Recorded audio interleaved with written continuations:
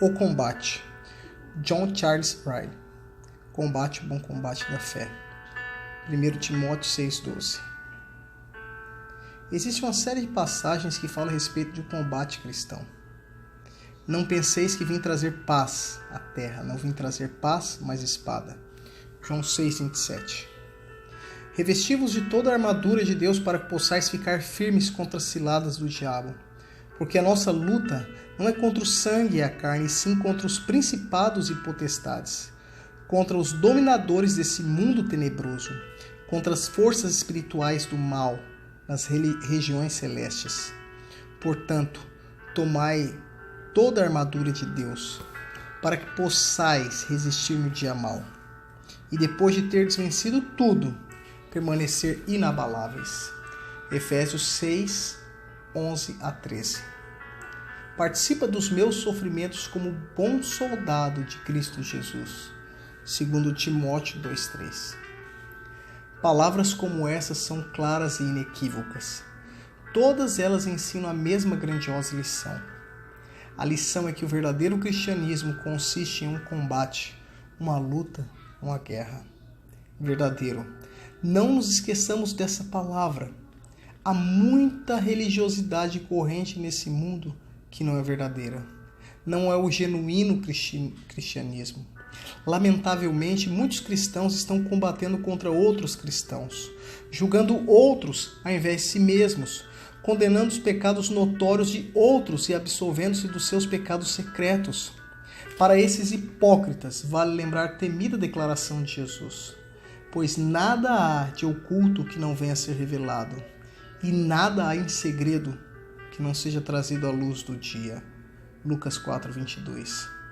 Salomão termina o seu livro de forma magistral, lembrando dessa solene verdade: pois Deus há de trazer a juízo todas as obras, quer sejam boas, quer sejam más, até aquelas que estão escondidas. Eclesiastes 12:14.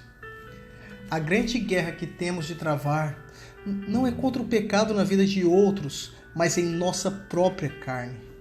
E o maior estímulo para outro santo que está perdendo uma batalha não é o espírito altivo e acusativo dos hipócritas, mas a piedade, disciplina, a obediência e o amor dos verdadeiros santos.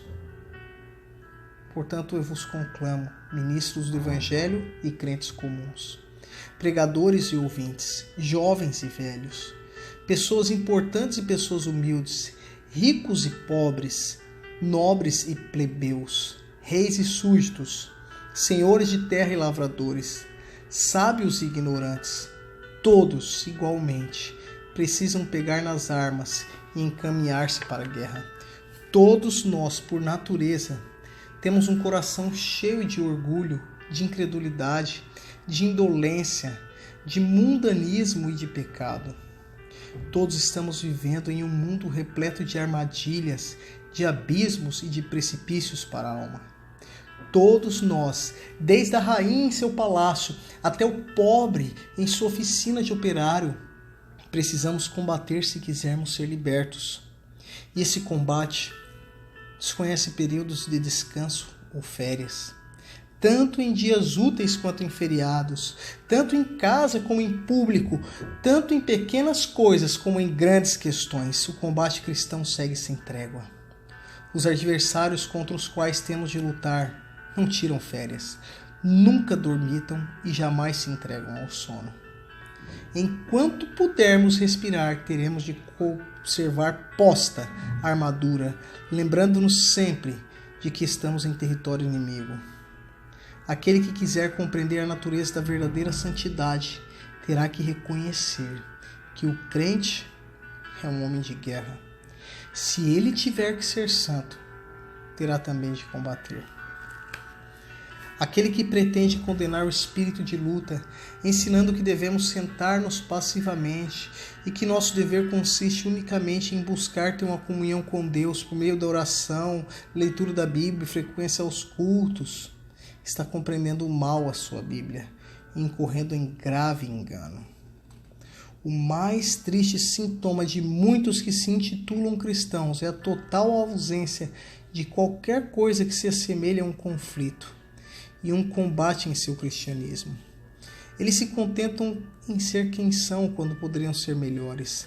Eles comem, bebem, vestem-se, divertem-se, ganham dinheiro e gastam como qualquer pessoa que não tem um compromisso com Deus.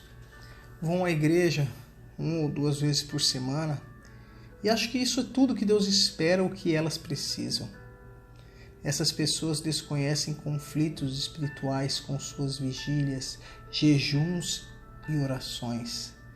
Tudo isso parece inteiramente desconhecido deles. Será que detectamos lá no fundo do nosso coração um conflito espiritual em andamento? Sentimos algo da carne a lutar contra o espírito, do espírito lutar contra a carne, de tal forma que não somos capazes de fazer o que queremos? Gálatas 5,17. Temos a consciência de 2 princípios dentro de nós que disputam pelo domínio? Pois bem, agradeçamos a Deus por isso. Esse daí é um bom sinal. Essa é uma forte indicação da grande obra interna da santificação. Qualquer coisa é melhor que a apatia, a estagnação, o entorpecimento e a indiferença. Se isso está acontecendo conosco, então estamos em melhores condições espirituais que a maioria das pessoas. Basicamente, temos 3 combates declarados. Um contra os demônios, outro contra o mundo e o principal deles contra nós mesmos. A menos que o crente obtenha vitória sobre esses 3 inimigos, todas as demais vitórias que ele vier a obter serão vãs e inúteis. Em face de um coração corrupto, de um diabo ativo e de um mundo atrativo, o crente precisa combater ou estará perdido. Voltemos a nossa atenção para os 3 inimigos que temos que guerrear. O primeiro deles é o diabo. Cada um de nós contra um diabo ativo, incansável, malicioso que está sempre por perto. Quando a Bíblia fala desse inimigo, eu não entendo que de forma direta ele, Satanás, esteja combatendo com cada ser humano, até mesmo porque só Deus é onipresente.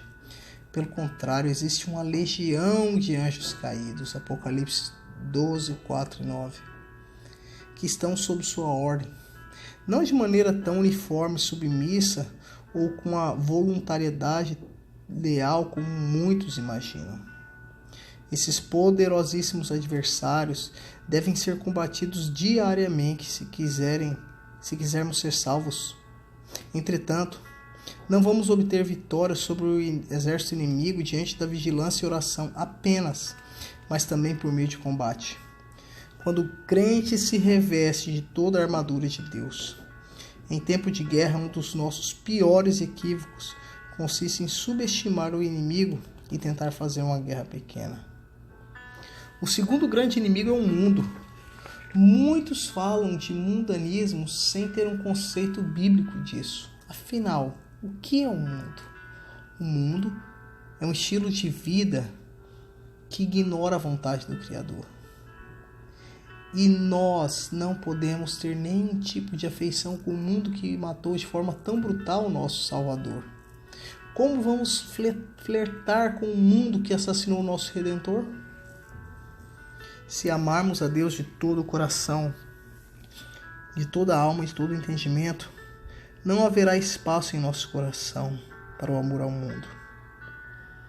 Não compreendeis que a amizade do mundo é inimiga de Deus? Aquele, pois, que quiser ser amigo do mundo, constitui-se inimigo de Deus. Tiago 4,4. Se alguém amar o mundo, o amor do Pai não está nele. 1 João 2,15. O mundo está crucificado para mim e eu para o mundo. Gálatas 6,14. Não vos conformeis com esse século. Romanos 12,2. O terceiro e mais perigoso inimigo é também o que está mais próximo. A carne. A carne é a nossa tendência de satisfazer as nossas necessidades legítimas de uma maneira errada e legítima. A fim de impedir que o nosso coração não se desvie, o nosso Senhor Jesus ordenou: vigiai e orai. Mateus 26:41. Há necessidade de um combate diário e de uma luta permanente em oração. Mas a nossa vitória sobre esses 3 inimigos é algo que depende muito do uso diligente dos meios bíblicos.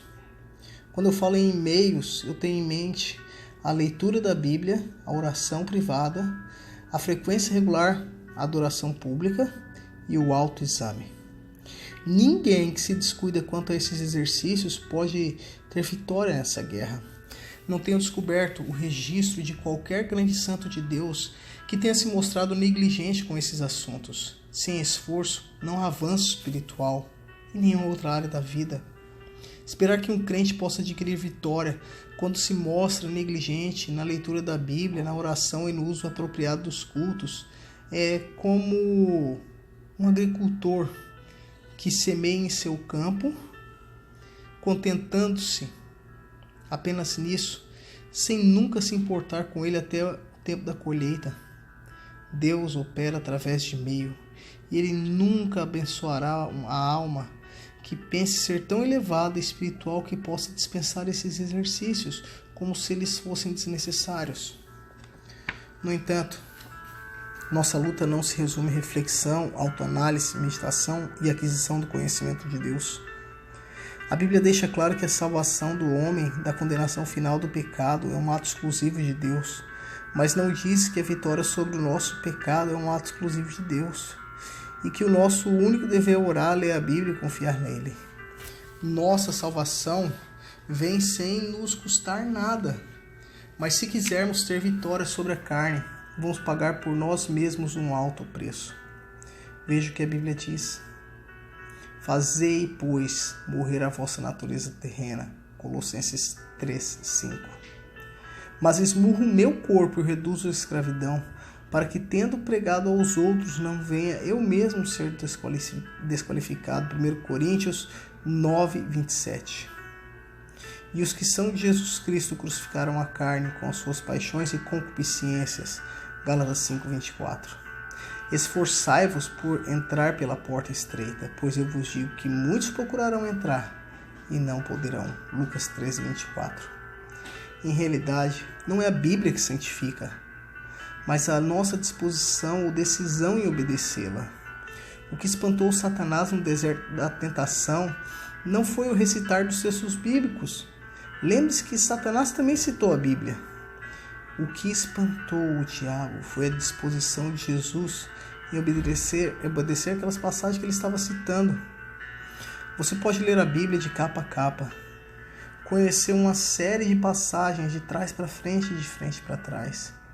Você pode até ser considerado alguém espiritual em seu meio. Pode ter cargos elevados em sua congregação ou ministério.